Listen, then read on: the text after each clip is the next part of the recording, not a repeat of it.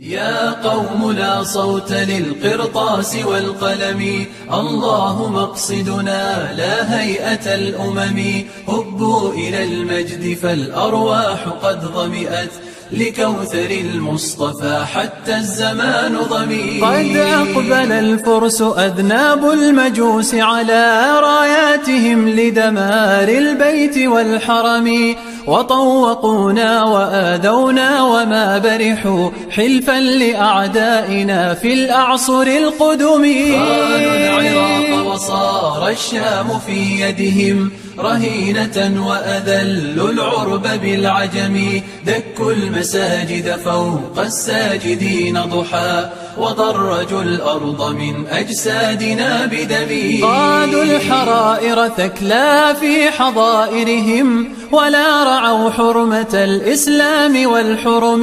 هم يلعنون أبا بكر على عمر، على الصحابة في حقد وفي غشم. عمائم أقبلت سودا تحاربنا، باسم الحسين تدس السم في الدسم. ودعشنونا جميعا من تطاولهم، فالمسلمون ضحايا الشك والتهم.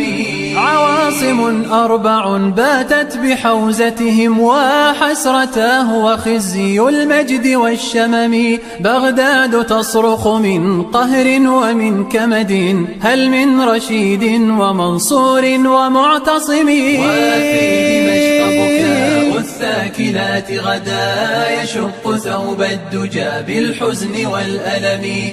وأهل بيروت أسرى في سجونهم، بين الشتات وبين الجوع والسقم. وعند صنعاء نحيب بالأسى كمدى، حوثيهم بات والمخلوع كالصنم. الموت زورا لأمريكا وهم خدم، وويلتاه من المخدوم والخدم. يا قادة العرب هبوا من سباتكم، نسل الكرام ذوي التيجان والهمم.